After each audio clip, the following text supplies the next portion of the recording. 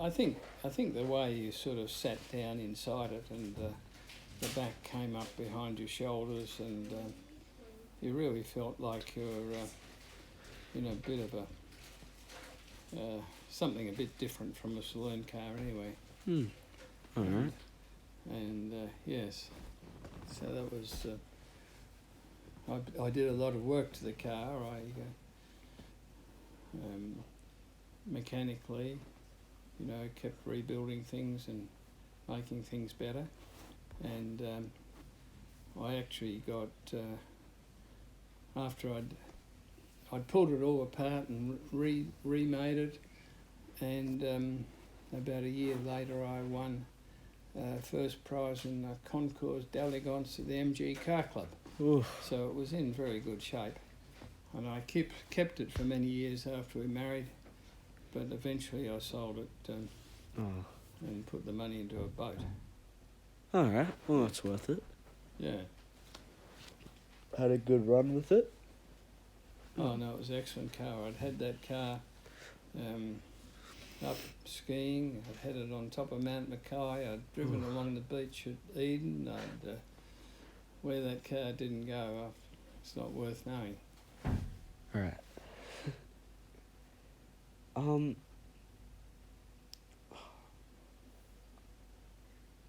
right, this will be interesting. When you were young, what was the most amount of trouble you got in or could have got in? Well, I don't think I got into that much trouble, not serious trouble, but I do remember getting into trouble for one instant. I suppose I was in about 3rd grade, and we had a very bossy lady teacher, and no one particularly liked her, but I found this pin, and she always had a cushion on her chair, and I sort of set the pin up in the cushion, so when she got down, she got up very quickly. And of course, she found out who did it and sent me off to the deputy headmistress, or the headmistress of the junior school, and she thought that would get me into a lot of trouble, but she probably forgot that the junior school headmistress was actually my aunt, who didn't have any children of her own, and she quite doted on us boys, so she told me I shouldn't have done it, with a bit of a smile on her face, and sent me back to class. So I guess she didn't like your teacher at all.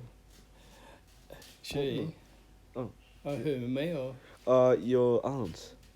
Well, I don't think she disliked it, but she was a crabby old person, and I think my aunt realised that and, sort of took the view that, well, boys will be boys, Right, so she saw both sides. Yes, yeah. All right. But it was quite, she told me off. She said I should never have done it, which I knew I shouldn't have done it.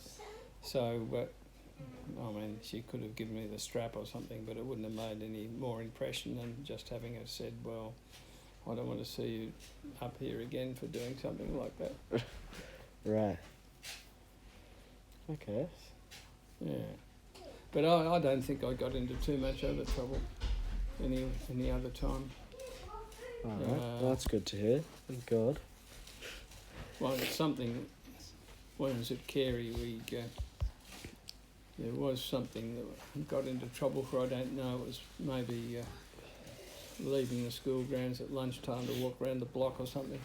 But we had a deputy headmaster named Mr. Gramlich, and he was a maths teacher, but interesting enough, he left Carey and went off to Melbourne Grammar to join the staff. So, but he was he looked very strict, but in actual fact, he had a fun side, and he got 3 of us up. We were sent to see him to get the cane.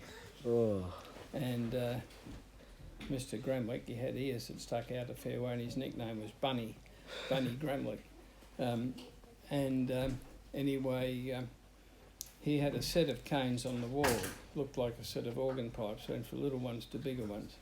Alright. And we came in and he said, well, boys, we've come for the cane. And he ran his finger along the canes to select various ones and sort of bent it a bit and put it back and tried another one. And in other words, he was sort of trying to scare us a bit. And anyway, the first boy bent over and he whacked him on the backside and it made a dull thud. And of course, he was quite on top of what boys would do, and he said, okay, boys, I want you to go back to the locker room, take your trousers down and take your rowing pants off and come back again. No. He realised that we'd put our rowing pants on under our suit pants so that the cane wouldn't hurt. And when we got back, he thought it was so funny, he just said, all right, off you go. Alright. So that was good. But he went on, he was a very good mathematician, but he went off to Melbourne Grammar, I'm sure, as a teacher or deputy head or something. Can't remember what. Alright. Well, actually, I have a question, another one. Where did you meet Grandma? Ah, well, that's our parents were friends. We didn't see a lot of the different families, but we had 4 boys in our family. They had 4 girls, so that seemed appropriate. And we might have seen them, gone there to dinner twice a year or something like that. But interesting, on one occasion, my 5th birthday, my father was a very keen amateur photographer, a movie photographer. And he took a movie of my 5th birthday party, which I've still got somewhere. I must try and dig it out and show you, Jack. And I was up there blowing out the candles, and the camera panned round, and there was Helen, my now wife, at my 5th birthday party. So that was the earliest recollection. But we didn't go out with each other. Families used to go away at Christmas down to Gippsland Lakes, and we all water ski and that type of thing. Right. And but it wasn't until I was about 21, I suppose. Helen had been down to the Gippsland Lakes, or Lakes entrance, with a girlfriend in her mother's Holden, and then they'd driven down to Tidal River and back to Lakes entrance on the way home. But on the way down to the lakes, the red light was on, and they went into a garage, and the chap said, "Oh, it's a Holden. That always happens to them." So they drove it on until eventually it gave up the ghost because it didn't have any water in it. So that was about Stratford, and they thought that someone would come past that they knew. So locals lent them a couple of deck chairs, and they sat in the median strip in the middle of the road for half the day, and then I came past in the MG. Oh, right. Of course, they waved me down, and so I took them back to town. 3 of us crowded in the front, and there was only one place to get in the MG. It was a bit crowded. Didn't seem to have to worry about seatbelts in those days. Mm. And so in the next weekend, the car had been repaired down there, and I drove her back so she could pick the car up. Right. And then I thought, oh, that's a pretty nice girl. And so we started going out after that. I had actually that Christmas, I had one night, it was about midnight, beautiful warm night, the moon was out, and I said to Helen, would she like to go for a drive? And she said, oh yes. So we went from Lakes Entrance to Now, which is a beautiful road, and down this long hill, beautiful road, and I had the old MG absolutely flat out at about 170 kilometres an hour down the hill. And of course the tachometer was only reading 6,000 RPM, and I think she thought that was a speedo, and she said, oh, I don't want to go fast. And I thought, gee, I don't know what you've got to do to impress this girl. Anyway, No, that's, you shouldn't. You better block that out, Jack. And Yeah, I'll try something else. Alright. So when you were young, most people have fears, like something they're scared of. Might be big, might be small. What were one of those fears for you? Well, there was probably other things, but funny enough, the one that stuck in my mind when I was a little tacker, I might have been in prep or something at school, but we had to clean our shoes every night. And so out at the back of the house, out in the back veranda, in winter time it was dark there, and I can remember cleaning my shoes and being quite scared because I must have heard the story of the three bears or something, and I felt the three bears might come round the corner. So I did my shoes very quickly and got inside. But I don't know why I remember that, but I do. Alright. It wasn't very scary, really, I suppose. But in the moment it was. But And you sort of just grew out of that? Stefan? And you sort of just grew out of that? Oh, yes. I didn't really have any bear problems after that. But I do remember instances about that time. We had a shed at the back, and my older brothers, when I was about 5, they convinced me to jump off the roof, which I did, and hurt my leg because it was about 10 feet down. So, but I used to do a lot of funny things. It never really hurt myself too much. Alright. Yeah, That's good to hear. yeah. But other fears, I mean, that was in my childhood, but I won't say fears. I've been concerned a couple of times.